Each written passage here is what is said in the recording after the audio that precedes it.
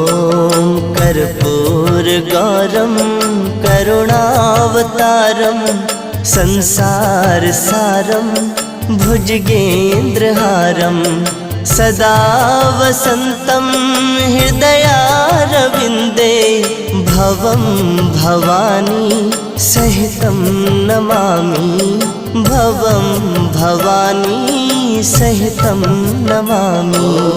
कर्पूरगौरं करुणावतारं संसारसारं